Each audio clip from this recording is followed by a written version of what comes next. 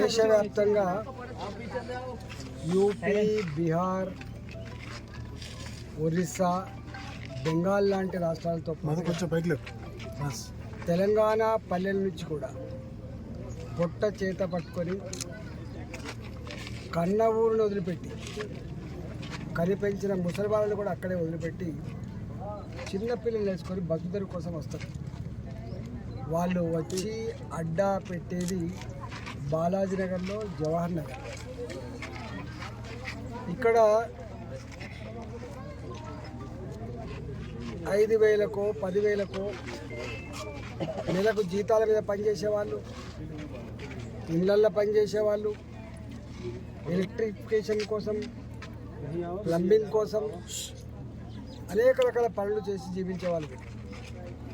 ఈ కూరగాయలు అమ్ముకొని, పండ్లు అమ్ముకొని నిత్యం కూలి చేసుకొని బతికేటువంటి ఈ కుటుంబాలకి 30 ఏళ్ళ క్రితం, 40 ఏళ్ళ క్రితం కట్టుకున్న ఇళ్ళకి ఆనాడు కేసీఆర్ ఉన్నప్పుడే జీవో నెంబర్ 58 కింద, 59 కింద ఇవాళ రెగ్యులేషన్ కూడా కాబట్టది.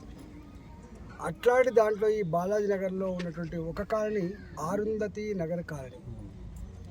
ఈ అరుంధతి నగర్ కాలనీ 30 ఏళ్ళ క్రితం ఇక్కడ నిర్మాణం అయితే ఇక్కడ హుడా అధికారులు వచ్చి మా బౌండ్లోకి వచ్చిందని చెప్పి బెదిరించిపోయారు. ఇవాళ రెవెన్యూ అధికారులు అయితే దానికి అద్దే లేదు. ఈ ప్రాంతం కీసర మండలానికి, కాపురా మండలానికి వస్తుంది.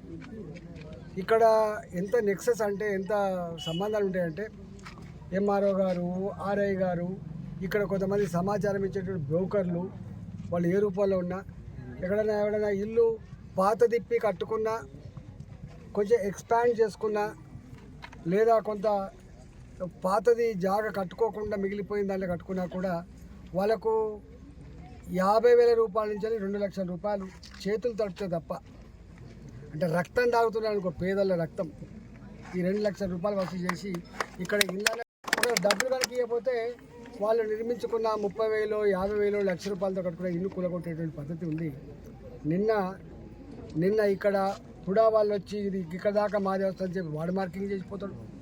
ఇక్కడ రెవెన్యూలో వచ్చేమో మేము సోమవారం రాబోతున్నాం, ఒక 100 ఇళ్ళైనా కూలగొడతామని చెప్పి వచ్చిందంటే ఇవాళ వీళ్ళు ఎంత మూర్ఖులో, ఎంత దుర్మార్గులో, పేదల రక్తం ఎంత తాడా సిద్ధపడరో, మరి ప్రభుత్వం ఏం చేస్తుందో, సోద్యం చూస్తుందో తెలుసుకోవడానికి కోసం వచ్చింది. ఇక్కడ నేను ఒకటే హెచ్చరిస్తా ఉన్నా, ఇవాళ కలెక్టర్ గారితో 50-100 సార్లు మాట్లాడి ఇప్పటికే ఈ బాలాజీ నగర్ ఇవాళ కదా, ఇవాళ నువ్వు పుట్టుకున్నప్పుడు ఇక్కడ బాలాజీ నగర్ ఉన్నది, ఇక్కడ విజిట్ చేయి, వాళ్ళ సమస్యలు ఏందో శాశ్వతంగా పరిష్కరించు, ప్రతి నిత్యం జలగల్లాగా వీళ్ళ రక్తం తాగే పరిస్థితి చేయొద్దు అని చెప్పి చాలాసార్లు చెప్పినాం.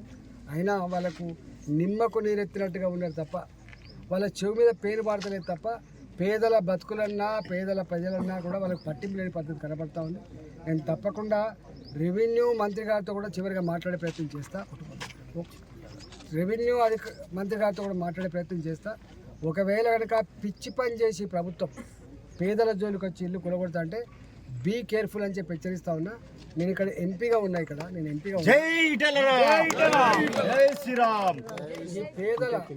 ఈ పేదలు 50 గజాలలో, 60 గజాలలో, కంపు వాసనలో ఇలా నిజంగా నాలాంటి కుటుంబం పుక్కడికో 10 ఎకరాలు ఇచ్చినా కూడా ఇక్కడ ఒక ఇల్లు కట్టుకునే పరిస్థితి ఉండదు.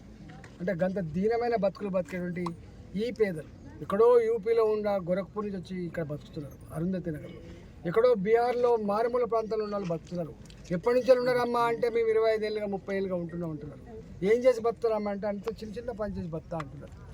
ఇవాళ ప్రజల మీద, పేదల మీద బ్రోకర్లు, రెవెన్యూ అధికారులు ఇలా డబ్బులు తింటున్నారంటే ఇక వాళ్ళు ఎట్లా మనుషులు, వాళ్ళు ఎట్లా పరిపాలన చేస్తున్నారో అర్థం కావట్లేదు.